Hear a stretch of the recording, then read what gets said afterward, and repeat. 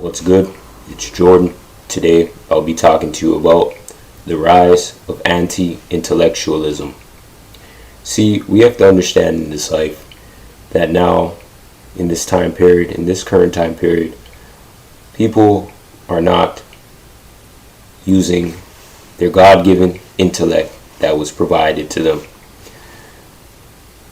We have to understand in this life today, it is important that we understand that we are provided with gifts, and if we don't use these gifts, we eventually lose these gifts. We have to understand the importance of actually thinking before we do something. We have to understand the importance of using our brains.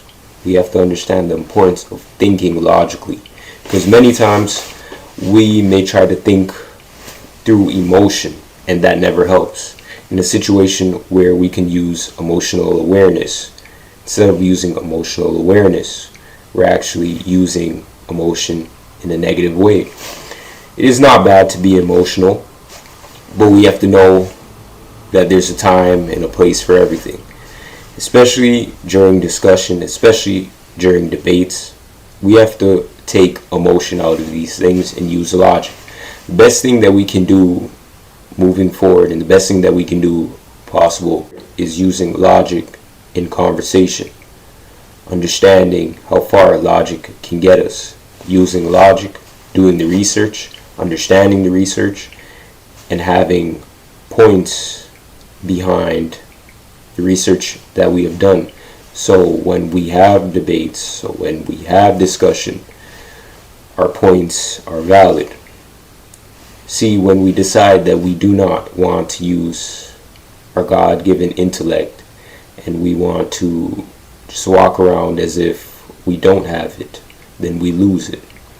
Many times we have to make the conscious decision in our lives to use intellect, because if we don't, we can place ourselves in many scenarios and situations that we cannot get out of. We have to understand the importance of our lives, because in these days, now it has been more corrupt than ever, and I believe that it will get worse. So we have to be more strategic and smarter in our decisions. And that means when we make decisions, understanding that there's benefits from these decisions and there's consequences if we do not pay attention. We have to understand the importance of ourselves, our lives, and what we do in this life today. Every decision that we make can have a consequence if we do not make the right decision, if we do not think.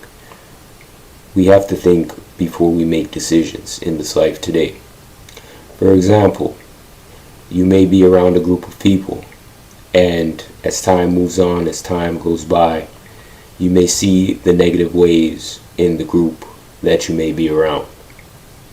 Now, when you decide to use discernment and you decide to use the gifts that God provides you, you can either decide to stay away from this group and lead yourself towards a group that is more for you, that God may provide, or you can decide to stay around this group that is negative.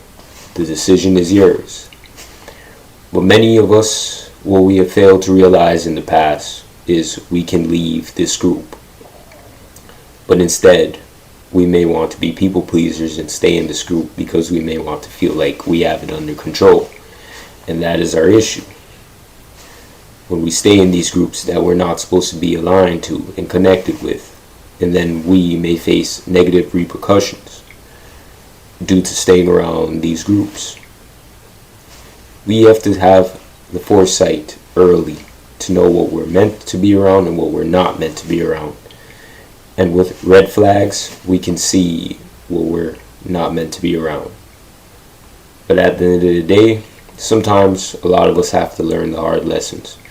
And only a small few understand this early and are able to navigate and move away from the negativity. But others have to learn the hard lesson. So it's best that we understand the lessons early and the lessons first before it becomes something bad that can lead towards our destruction in this life. Because many people have destroyed their lives not understanding the power of the brain and not understanding or not being aware of their surroundings, so to speak. In this day and age, we have to understand everything, and we have to look at everything from a deeper perspective. There may be people who may see you try to look at things from a deeper perspective, and they may call you conspiracy theorists because you may think deeper than what meets the eye. Do not listen to those people. Those people are avoiding using their brains. They're avoiding using their mind. And when you avoid using your mind, what you're telling yourself is you're not capable of using your mind. You're not capable of thinking deeper. You're not capable of seeing life from a deeper angle and a deeper perspective. When you have a surface level perspective and a surface level thinking, you will never think further than what meets the eye if you live in that mind frame. And that's fine. Some people just want to live in that mind frame because they don't want to understand the deeper perspectives of the world. They don't want to actually think. They don't want to actually question what's going on in this world and in society. And that's fine for them. But for the actual thinkers, and the movers and shakers, we have to understand the importance of using our mind, the importance of thinking, the importance of actually conducting ourselves in the proper way, in the proper format. My issue with those who do not question or care to question society's rules, society's standards, is they're often pushed at the forefront to try to control and conduct those who are actually using their minds and using their brains, because those who do not use their minds and their brains are easier to conform and easier to follow behind societal standards, rules, and regulations. And those who are the gatekeepers understand this. That's why you will never, ever, in this generation, and this generation that is leading to the next generation, you will never see any real leadership in powerful positions. You will only see those who are able to conform to society's norms, rules, and regulations, be in higher position than those who actually use their minds.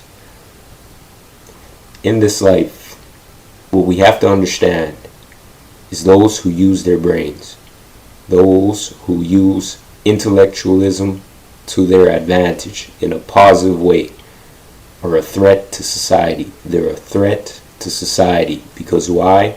They have the ability to make change.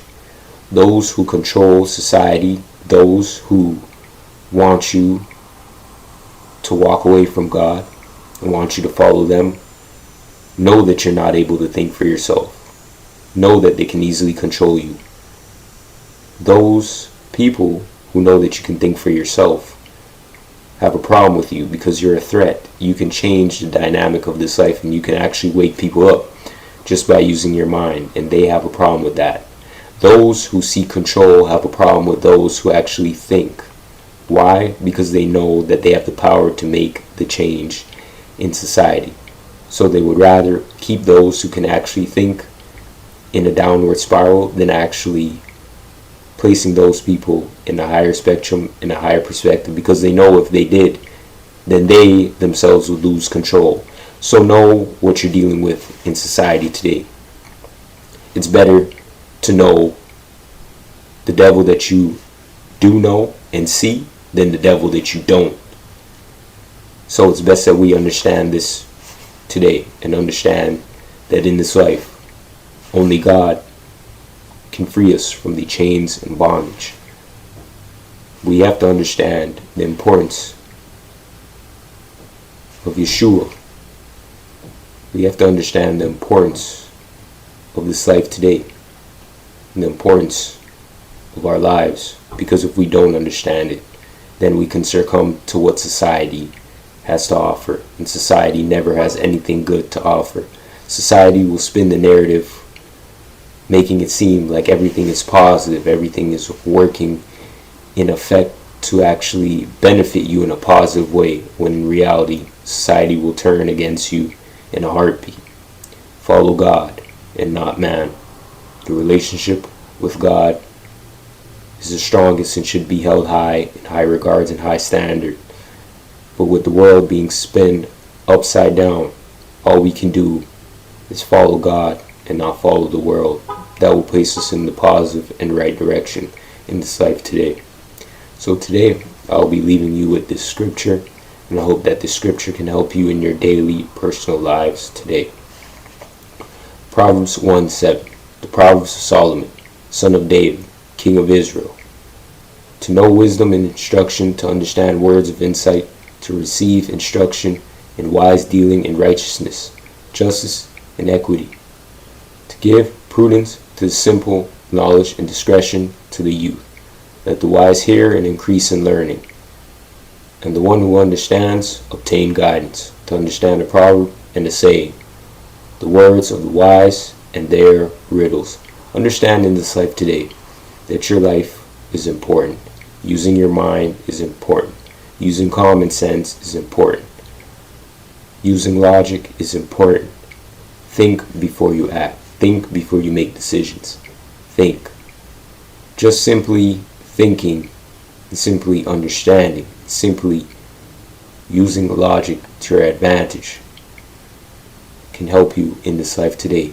And never be afraid to call on God. God will provide you the knowledge, wisdom, and understanding and insight that you need to navigate society today in this life today. I want to thank you for watching. Peace.